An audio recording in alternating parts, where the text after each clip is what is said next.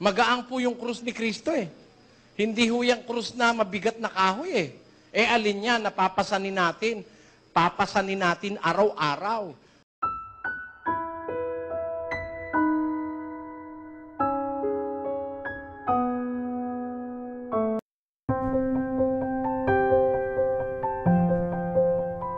Magandang gabi sa inyong lahat. Magandang gabi po. Baguhin natin ang istorya ng bidahan. Babasa ako sa Biblia. Sasagutin ng Biblia. Exodo 20, talatang 4. Isa pa, Biblia. Gusto ko, ang tanong ko, walang labis, walang kulang sa Biblia. Sa unang Korinto, Kabanata 1, talatang 17 hanggang 18. Ako nalilito dito sapagkat ay ang batas ng Diyos ay pure, dalisay. Naguguluhan ako dito. Gusto kong ito yung liwanagin. Dahil krus, anumang krus, sa itaas, sa ibaba, sa langit. Babasahin ko, lagay natin sa screen. Sige. Sabi, sapagkat hindi ako sinugo ni Kristo upang bumotismo, kundi upang mangaral ng Ebanghelyo. Hindi sa karunungan ng mga salita, baka mawalan ng kabuluhan ang krus ni Kristo. May tinutukoy si Pablo, baka mawalan ng kabuluhan ang krus ni Kristo. Meron po kasing krus si Kristo eh. Alin po yung krus na yon? Hindi po yun yung pinagpakuan sa Kanya. Yung pinagpakuan sa Kanya, krus ng Romano yon. Di ba yung dalawang magnanakaw, pinako rin sa krus? Ang patayan po ng Imperyo Romano, krus. Lahat ng kondinadong kriminal, pinapako sa krus.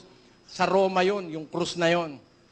Kaya si Dimas, sabi ng Katoliko, tawag Dimas, Estas, pinako rin sa krus eh. Pero ang tinutukoy po ni Pablo na dapat wag mawalang kabuluhan, yung krus ni Kristo. Di tanungin po natin si Kristo kung ano yung krus niya. Basahin natin. 9:23 ng Lucas. Pakibasa. At sinabi niya sa lahat, Si Kristo po ang nagsasalita rito. kung ang sinumang tao ay ibig sumunod sa akin, ay tumanggi sa kanyang sarili at pasanin sa araw-araw ang kanyang krus at sumunod sa akin. Meron pong ipinapapasan si Kristo sa gustong sumunod sa Kanya. Ang ipinapapasan, krus, pero araw-araw papasanin mo. Hindi pagmahal na araw lang. Araw-araw. Habang sumusunod ka kay Kristo, pasan-pasan mo yung krus na yon. Ganito po yun, kapatid. Halimbawa, nagtatrabaho ka sa kabanatuan, sa mayor's office, dala-dala mo yung krus doon. Papasanin mo araw-araw eh. Punta ka sa Ayala Avenue, pasan-pasan mo yung krus. Hindi po yun yung krus na kagaya ng alam nating krus na kahoy na pinapasan pagmahal na araw. E pagka ikaw pumasok sa opisina at dala-dala mo yung krus na yun, ay papagalitan ka ng manager mo. Di ba? Sabi ni Kristo, papasanin mo yung krus, sumusunod ka sa Kanya araw-araw. Alin pong krus yun? Basahin natin kay Kristo mismo. 11:28. Magsiparito kayo sa akin, Kayong lahat na nangapapagal at nangabibigat ang lubha, at kay aking papagpapahingahin, pasanin ninyo ang aking pamatok, Ayon.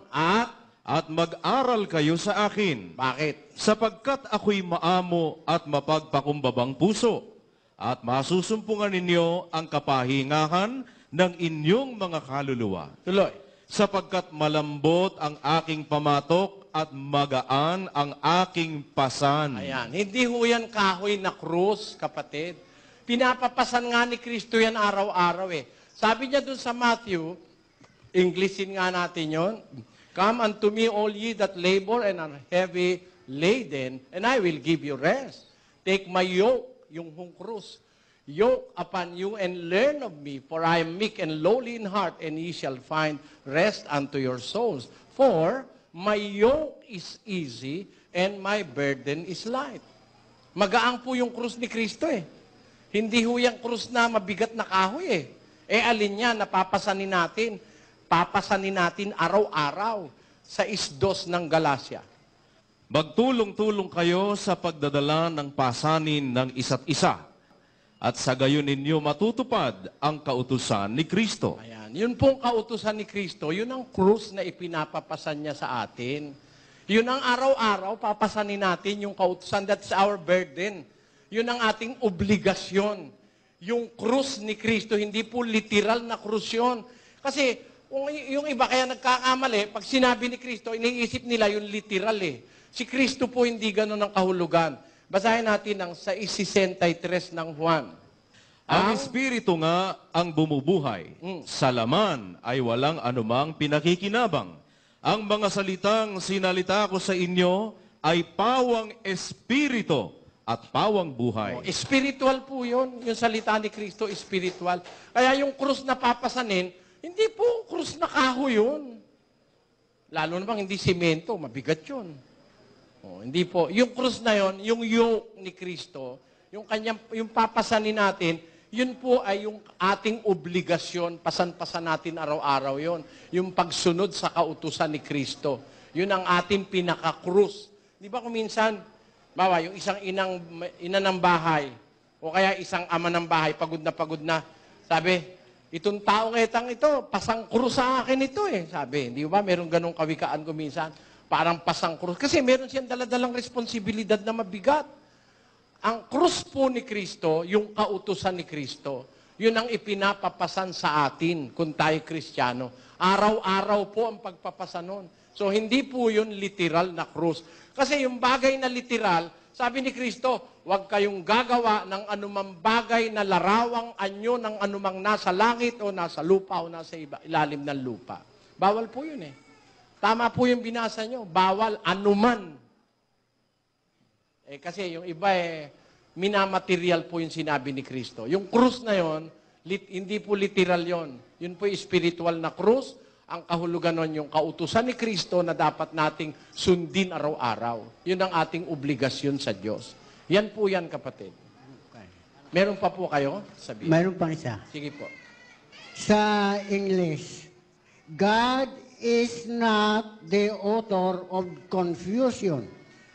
1 Corinthians 14:33. Sa Tagalog, sapagkat ang Diyos ay hindi Diyos ng kaguluhan, kundi ng kapayapaan. Gaya naman. Hindi pa po tapos. Mayroon pa. Ito. Ito. Oh. Sa English, thus saith the Lord, behold, I frame evil against you and devise a device against you. Jeremiah chapter 18, verse 11. Tagalog. Ngayon nga, salitain mo sa mga tao sa Huda at sa mga nananahan sa Jerusalem na iyong sabihin, ganito ang sabi ng Panginoon, narito ako'y humaka ng kasamaan laban sa inyo at kumatha ng katha laban sa inyo. Jeremiah 18:11. Ano po ang ibig sabihin nito? Ayan. Doon po sa Malakias 3, meron tayong ganitong mababasa. Mabuti ilagay mo muna yung binasa nila sa Jeremias para makita ng mga tao. Ngayon nga, salitain mo sa mga tao sa Huda at sa mga nananahan sa Jerusalem na iyong sabihin, ganito ang sabi ng Panginoon, narito, ako'y humahaka ng kasamaan laban sa inyo at kumatha ng katha-katha laban sa inyo. Manumbalik bawat isa sa inyo mula sa kani-kanyang masamang lakad at inyong pabutihin ang inyong mga lakad at ang inyong mga gawa. Kasi nakita po ng Diyos sa Israel, sa Jerusalem, ang lakad nila masasama na eh. Hindi na sila sumusunod sa Diyos eh. Nung makita ng Diyos yung ginagawa nila, masama, puro masama, kumakatha ako ng mga katha-katha laban sa inyo. ng kasamaan laban sa inyo. Bakit? Ano ba yung lakad ng mga taga-Jerusalem? 32 ng Jeremias pa rin. Sapagkat ang bayang ito ay naging kamungkahian sa aking galit at sa aking pag-aalab ng loob mula sa araw na kanilang itinayo hanggang sa araw na ito upang aking mailayo sa aking mukha. Dahil sa lahat ng kasamaan ng mga anak ni Israel at ng mga anak ni Huda na kanilang ginawa upang mungkahiin ako sa galit, sila ng kanilang mga hari, ng kanilang mga prinsipe, ng kanilang mga saserdote, at ng kanilang mga propeta, at ng mga tao ng Huda, at ng mga nananahan sa Jerusalem. Kanilang? At kanilang tinalikdan ako, at hindi ako hinarap, bagamat aking tinuruan sila na bumabangon ako ng maaga at tinuturuan ko sila. Gayon may hindi sila nangakinig na magsitanggap ng turo. Puro pala po kawalanghiyaan ang ginagawa ng mga taga-Jerusalem at taga-Huda noon. Kaya nung paghulain ng Diyos si Propeta Jeremias, eto kakatha ako ng mga katha-katha at ng kasamaan laban sa Huda at saka sa Jerusalem. Kasi puro na masama ginagawa nila eh. Ano po yung kasamaan na yun? Na sinasabi ng Diyos na gagawin niya, kakathain niya laban sa kanila. Isang pagkakataon, ang Diyos po, gagawa rin sana siya ng kasamaan sa Ninibe. Dahil masama rin yung mga taga Ninibe. Ang ginawa ni Propeta Jonas, nangaral sa Ninibe. Ang Ninibe ngayon, nagsisi. Umalis dun sa kanilang masamang gawain. Kaya ang sabi ng Diyos, pakinggan nyo sa 3 Gs ng Jonas. At nakita ng Diyos ang kanilang mga gawa, na sila'y nagsihiwalay sa kanilang masamang lakad. At nagsisi ang Diyos sa kasamaan na kanyang sinabing kanyang gagawin sa kanila at hindi niya ginawa. Kita nyo? Yung kasamaan gagawin niya sa Ninibe sana, hindi niya tinuloy. Ano ba yung kasamaan na yon? Gugunawin niya Ninibe. Pauulanin niya ng apoy gaya ng ginawa niya sa Sodom at Gomora. Nagsisi ang Ninibe. Hindi niya na tinuloy. Nagsisi rin ang Diyos, hindi niya na tinuloy yung kanyang gagawin sanang kasamaan. Kaya, yung kasamaan pong sinasabi kay Jeremias, na ang Diyos ay gagawa ng kasamaan, kakatha siya ng katha, laban sa Israel at sa Huda, yun ho yung ganti ng Diyos sa kasamaan namang ginagawa nila. Pero kung magsisisi sila, iaatras ng Diyos. Pero kung itutuloy nila, ay tutuloy ng Diyos yun. Yung kasama ang gagawin niya. Ang katunayan po, ang sabi doon sa Amos, Tutunog baga ang pakakak sa bayan, at ang bayan ay hindi manginginig.